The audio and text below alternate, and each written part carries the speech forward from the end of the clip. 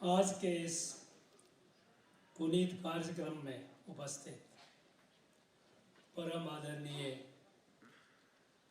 Doctor Krishna Gopal ji, संकल्प के संस्थापक और सूत्रधार माननीय संतोष तनेजा जी, वरिष्ठ केंद्रीय मंत्रीगण माननीय निर्मला जी, माननीय धर्मेंद्र जी, माननीय डॉक्टर वीरेंद्र कुमार जी, मंच पर विराजमान अन्य महानुभावगण, यहाँ उपस्थित सारे विशिष्टगण, गुरुजन, इस वर्ष के चयनित प्रतिभागी, उनके अभिभावक, संकल्प परिवार के सारे सदस्य, सबको मेरा नमस्कार। इस कार्यक्रम में हमें बहुत कुछ सुनने को मिला, बहुत कुछ अच्छी अच्छी बातें बताई गई। परम आदरणीय कृष्ण गोपाल जी ने जो बातें कही, मेरा आपसे आग्रह होगा इन बातों को आप पुनः सुनिए। जो इन्होंने कहा, समय की अभाव था, समय के अभाव के चलते उन्होंने इन बातों की वो जितनी व्याख्या कर सकते थे या हो सकती थी, जो आपके लिए शायद ज़्यादा सरल होता, वो नहीं हो पाया। लेकिन मेरा आपसे आग्रह होगा कि इसकी कैसेट को आप रखें और इसको आप सुनिए, इस पर आप गौर कीजिए, इसके ऊपर ध्यान दीजिए। आपको बहुत सारी चीज़ें समझ में आएगी और ये आपके लिए काफ़ी लाभकारी होगा। आपके लिए ही नहीं, पूरे राष्ट्र के लिए लाभकारी होगा।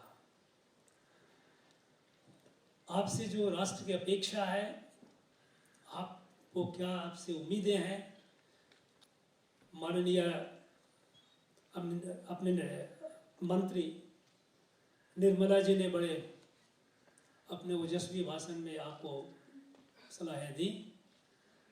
धर्मेंद्र जी ने आपको बताया, वीरेंद्र जी ने भी आपको बताया। इन सबको आप इसके ऊपर चिंतन करें, इसका अनुसरण करें, आपको लाभ होगा। मैं आपको सिर्फ कुछ चंद बातें कहूँगा अपने अनुभव के आधार पर, चूँकि मैं भी एक पूर्व सिविल सेवक रहा हूँ और पिछले करीब 47 वर्षों का जो मेरा जो अनुभव है, उसके आधार पर चंद बातें आपसे कहूँगा। कुछ चीज़ें, कुछ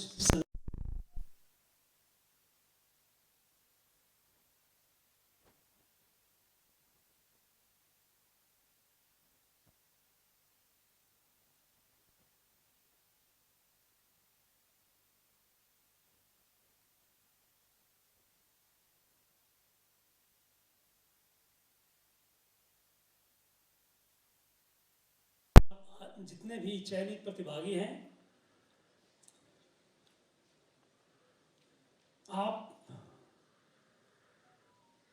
आपने बड़े कठिन परिश्रम से, कठिन मेहनत से, अपने गुरुजनों के आशीर्वाद से, माता पिता के आशीर्वाद से, संकल्प के मार्गदर्शन से, कितने लोगों के सामूहिक प्रयास से आपने यह विजय प्राप्त किया है और आप अभिनंदन के पात्र हैं। आप इस समय एक कल तक, जब तक रिजल्ट का कहीं किसी भीड़ में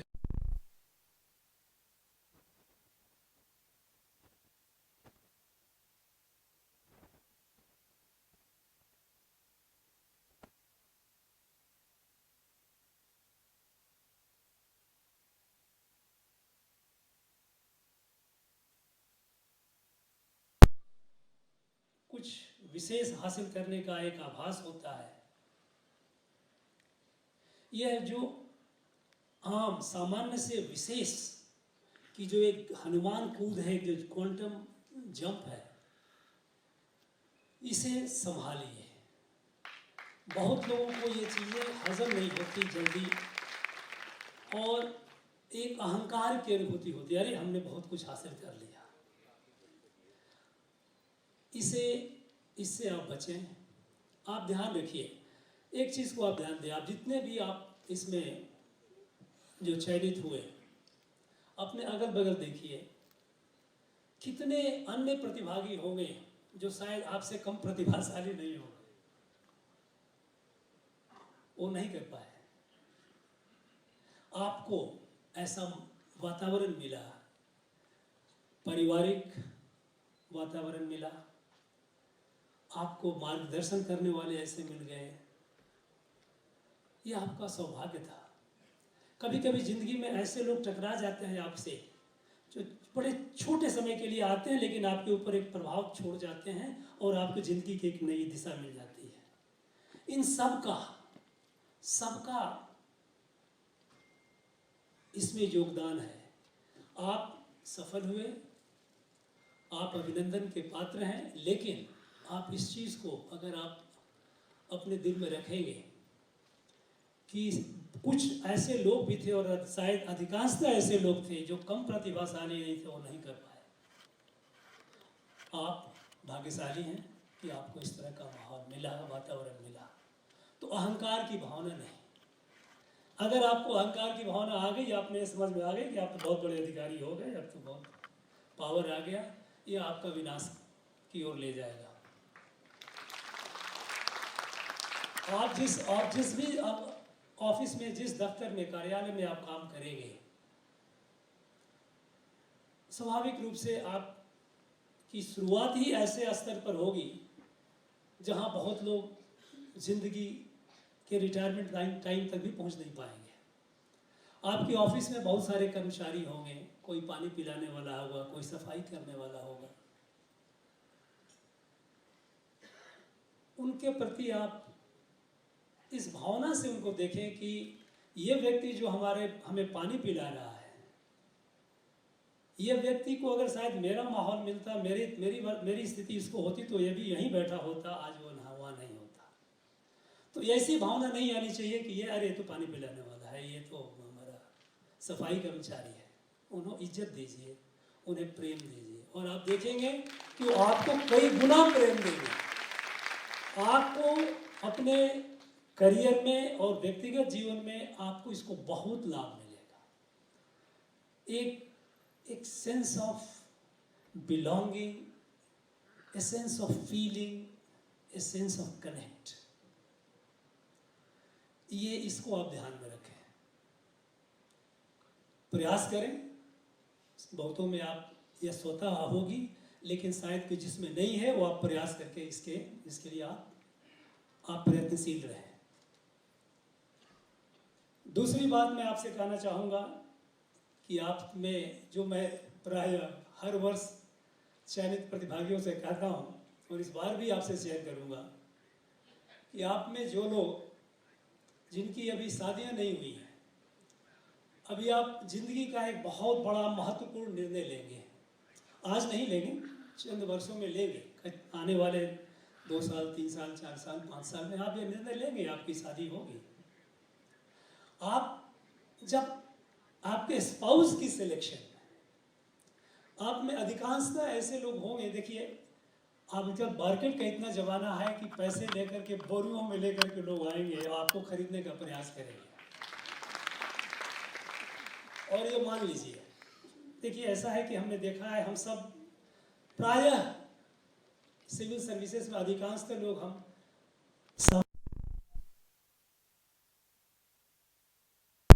मध्यम वर्ग से हम आते हैं।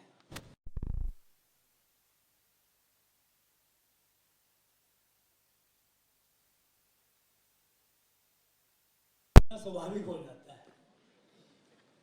लेकिन एक चीज आप ध्यान रखिएगा कि अगर जो आप बिक गए तो आप जिंदगी भर बिकते रहिएगा, आपको कोई नहीं देता।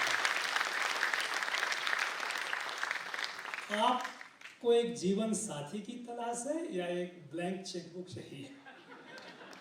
इस पर आप इसका आप ख्याल जरूर रखिए, क्योंकि आपकी आने वाली ज़िंदगी है ना, वो कठिन ज़िंदगी होगी। ये कोई कहते हैं ना कि बेड ऑफ रोजेस नहीं है। अनेक उतार चढ़ाव होंगे, अनेक कठिनाइयाँ होगी। ऐसे जगह पर आपकी पोस्टिंग होगी जहाँ कुछ भी नहीं होगा।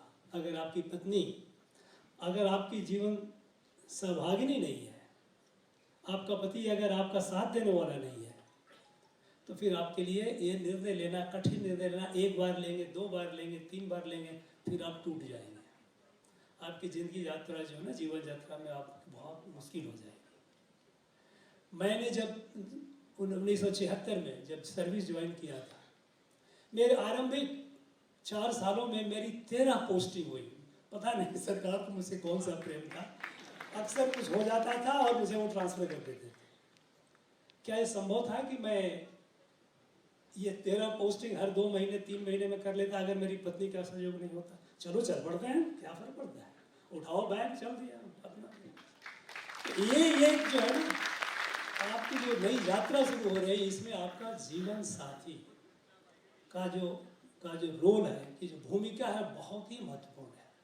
इसलिए आप ध्यान रखें, आप एक जीवन साथी का चयन करें, न कि जैसा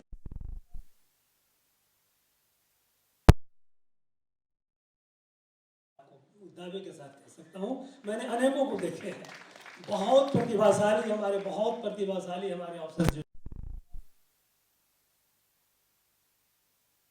एससी में आपने कोई रैंक हासिल किया, अच्छे रैंक हासिल किए, बड़ी अच्छी बात है। आज की बात की जो यात्रा होगी उसमें इस रैंक का बहुत ज़्यादा महत्व नहीं है।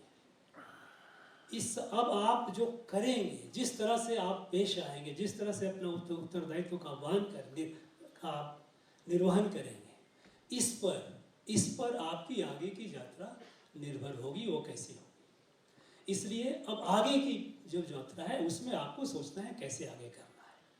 तो मेरा दूसरा सलाह आपके साथ ये हुआ कि अपने जीवन साथी का चयन, परिवार का प्रेशर होगा, आपको रुकना होगा, उसको आपको स्टैंड करना पड़ेगा। ये आपके व्यक्तित्व की परख है।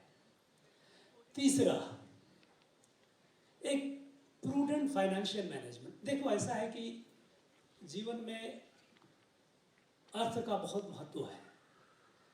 हमें भौतिक आवश्यकताएं होती हैं, हम नहीं कह सकते हम साधु संत तो नहीं है ना, हमारी आवश्यकताएं हैं, हम संसार को त्यागते तो नहीं। बच्चे होंगे, बच्चों की पढ़ाई होगी, रिटायरमेंट का टाइम आएगा, आपको कहीं एक आवास चाहिए। एक डिग्निफाइड जिंदगी जीने के लिए आपको पैसे की आवश्यकता पड़ती है।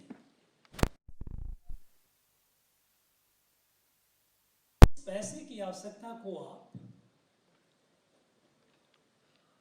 आज की जो स्थिति है, आज के जो आपको वेतन मिलता है, जब हम 1976 में हम लोग ज्वाइन किए थे तो हमारा वेतन 700 रुपये हुआ करता था। ठीक है, महंगाई बढ़ गई है, बहुत बढ़ गया, लेकिन समय समय पर जो पे कमीशन हुए, आज की जो स्थिति है, आज के आपकी आरंभिक वेतन करीब लगभग 1 लाख के आसपास होगा। आप अगर अभी से सेविंग की हैबिट डालें, अभी आपका खर्च कम है, आप अगर देखो, ऐसा है कि आप उड़ाना चाहोगे तो उसका तो कोई अंत ही नहीं है, लेकिन अगर आप सेविंग की हैबिट डालें तो आप देखेंगे कि अगले 10-15 सालों में जब आपकी आवश्यकताएं होगी, बच्चे इस स्कूल में आएंगे, कॉलेज में आने की स्थिति आएगी, उस समय पैसे की आवश्यकता पड़ेगी, उस समय आप आर्थिक रूप से स्वावलंबी रहेंगे। आज का आपकी सेविंग, इंक्रीमेंटल सेविंग, उस समय आज से 10-15 साल बाद आपकी बहुत बड़ी ताकत होगी। आपको कहीं किसी की तरफ देखने की आवश्यकता नहीं पड़ेगी। तो एक फाइनेंशियल मैनेजमेंट, ये बहुत ज़रूरी है। अगर ये आप इस पर ध्यान रखेंगे तो आप आगे आपकी जीवन खुशहाल रहेगा और आप अपने स्वावलंबी बन के, स्वाभिमान के साथ, सर ऊंचा करके, सीना तान के आगे बढ़ेंगे, कहीं किसी के सामने झुकना नहीं पड़ेगा। देखिए, जो चौथी बात मैं कहना चाहूँगा आपसे, वो है कि आपका आज आपने एग्जामिनेशन पास कर लिए, आप आ गए, आप यंग हैं, आपके अंदर ऊर्जा है, आपके अंदर ताकत है। अपना स्वास्थ्य पर ध्यान रखिएगा, इसको don't take it for granted. क्योंकि आप देखिए कोई भी पौधा आरंभिक दिनों में बड़ा ही ऊर्जावान होता है, लेकिन सारे पौधे अपनी उनकी जो पोटेंशियल है, जो उनकी क्षमता है, उस तक नहीं बढ़ पाते। आपको भी इस चीज़ का ध्यान रखना पड़ेगा और रखना चाहिए कि हर व्यक्ति का व्यक्तित्व के मूलतः 3 पहलू होते हैं, शारीरिक, बौद्धिक और आध्यात्मिक। शारीरिक और हर पहलू का ध्यान रखना जरूरी है। तो आप नियमित रूप से व्यायाम, जैसे मैं अपने बारे में मैं आपको इतना बता सकता हूं कि मैंने आरंभ से ही अपने जीवन में प्रतिदिन दिनचर्या में 1 घंटे पढ़े 1.5 घंटा करता था, 1 घंटे 15 मिनट की योगा का सेशन। बता रहा हूँ, इससे अच्छा मैंने कुछ नहीं पाया आपके दिन कितनी बुक्स। अगर आप 1 घंटे इतना कुछ समय निकालिए, और जो कोई कहता है ना मैं बहुत समय बिजी हूँ, मेरे पास समय, वो सब बकवास ऐसा हो। वो ये कह रहे कि मैं इतना बिजी हूँ कि मुझे समय, हो सकता है कि किसी दिन बहुत प्रेशर हुआ, 1 आध दिन 2 दिन ऐसी बात आ गई, ऐसी यह रूटीन नहीं हो सकता है कि हम इतना बिजी है कि हम कुछ नहीं कर पा रहे। तो अपना स्वास्थ्य का ध्यान रखिए, क्योंकि अगर आप स्वस्थ रहेंगे तो आप कुछ कर पाएंगे। अगर आप अस्वस्थ रहे तो आप अपने तो तकलीफ में रहेंगे, परिवार को तकलीफ में डालेंगे, आपका काम सफ़र करेगा और उससे औरों को भी नुकसान होगा। तो इसलिए आपको स्वस्थ रहना यह आपकी एक जिम्मेवारी है। इसको आप एक कैजुअल ढंग से आप मत लीजिए। इन कुछ चंद जो मेरे सलाह हैं, जो आपके व्यक्तिगत जीवन के लिए, उस पर आप ध्यान दें, इससे लाभ ही होगा। अब रही बात आपके करियर का, आपका जो कंट्रीब्यूशन है आगे आने वाले जर्नी में, देखिए आज आप बड़े भाग्यशाली हैं, क्योंकि आप ऐसे समय में आप सर्विस में इंटर कर रहे हैं जब भारत एक बड़ा ही क्रांतिकारी, ऐतिहासिक क्रांतिकारी दौर से गुजर रहा है।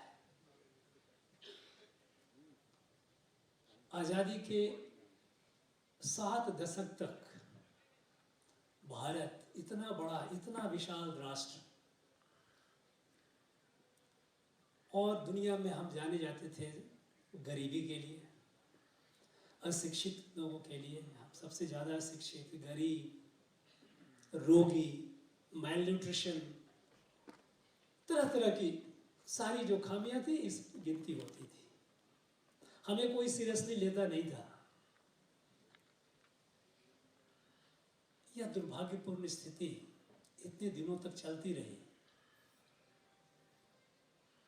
सौभाग्य से आज भारत को एक ऐसा नेतृत्व मिला है, एक ऐसा व्यक्ति राष्ट्र की दिशा निर्धारित कर रहा और आगे ले जा रहा है।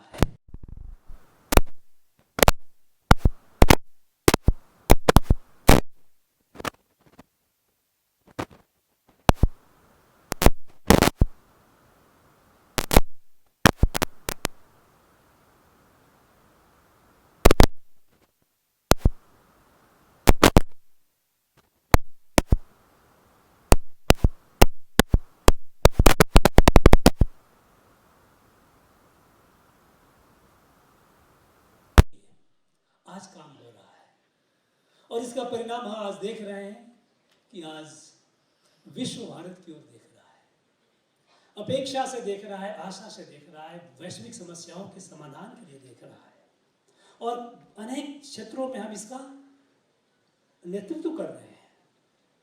हमने देखा कोविड के पीरियड में, जब कोविड के पीरियड में पूरा विश्व इससे आक्रांत था, उसे सफर कर रहा था।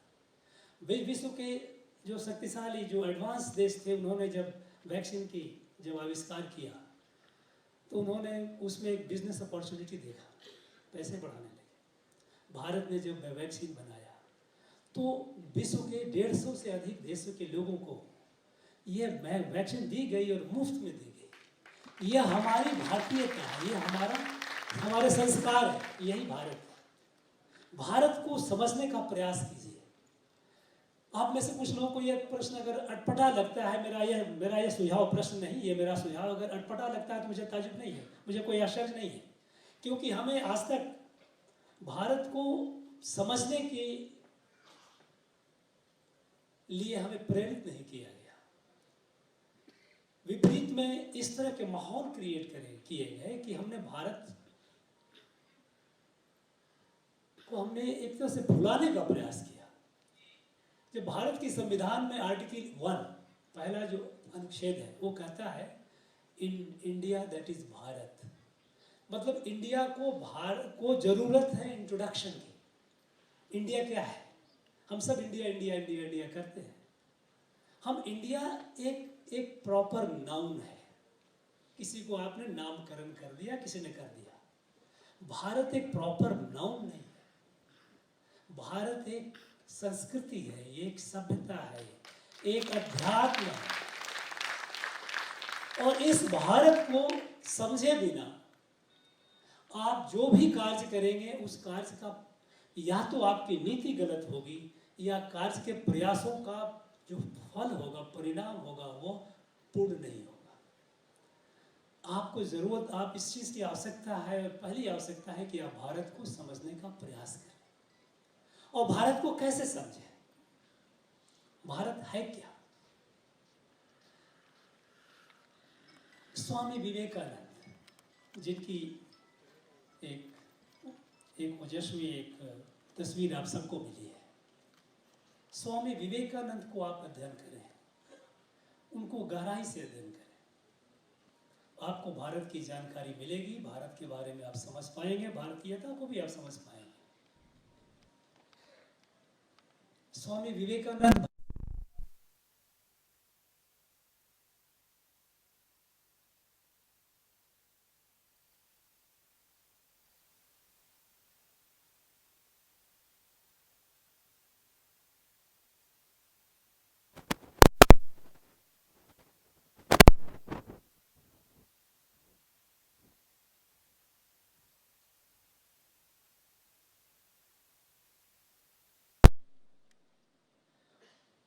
उसके तरफ अपना आप ध्यान लगाएं।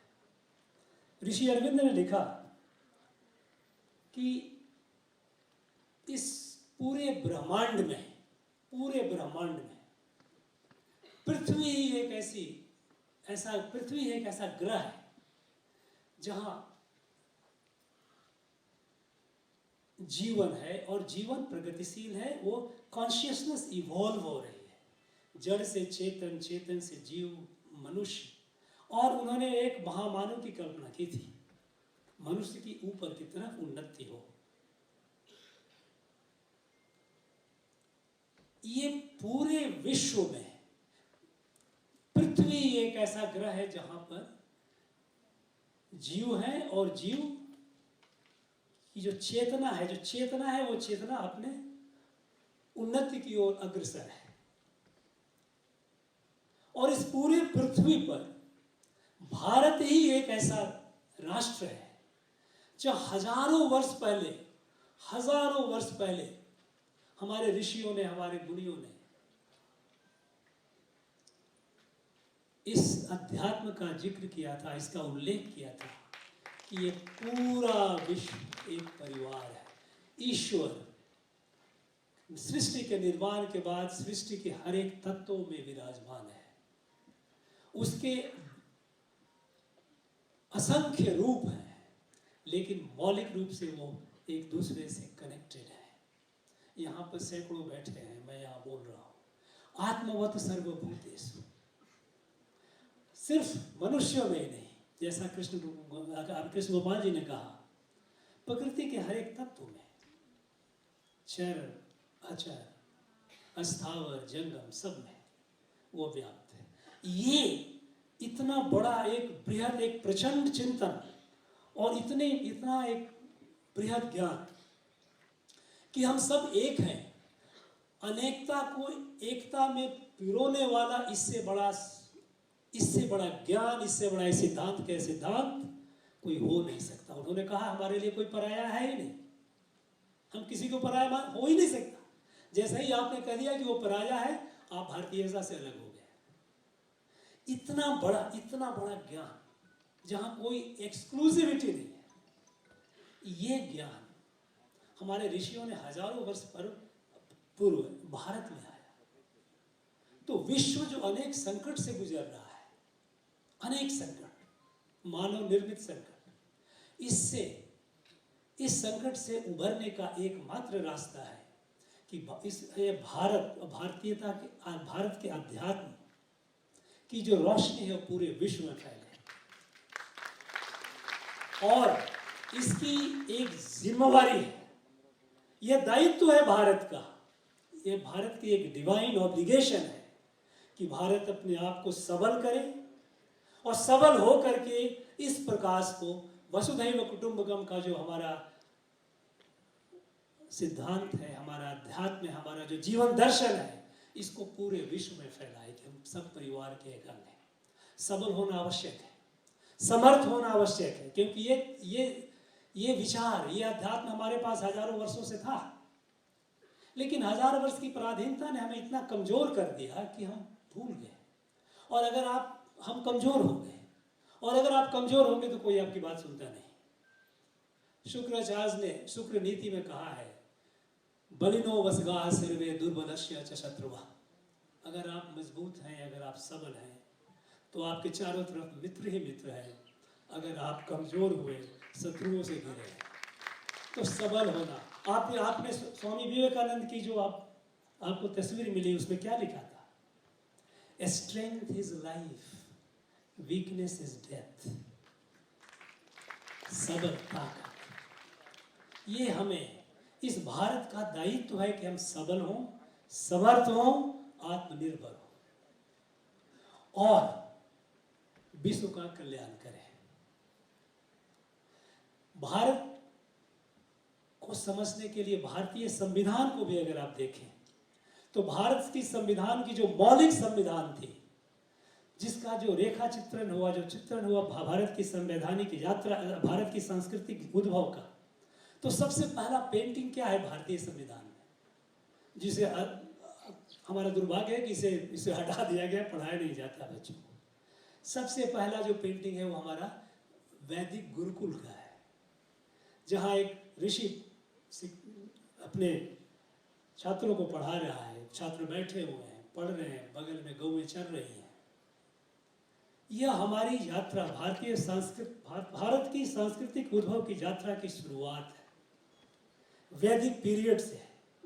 ये सारी चीजें हमें ओरिजिनल कॉन्स्टिट्यूशन में चित्रों के माध्यम से दिखाया गया है। हमें उसकी तरफ जाना पड़ेगा, भारतीय अध्यात्म को समझना पड़ेगा। ऋषि अरविंद ने यह भी कहा था, उनका बड़ा एक ओजस्वी भाषण है जो उन्होंने, जो लेख के रूप में अवेलेबल है, कि भारत राष्ट्र और सनातन अध्यात्म के बीच में आप कहीं कोई रेखा खींच ही नहीं सकते।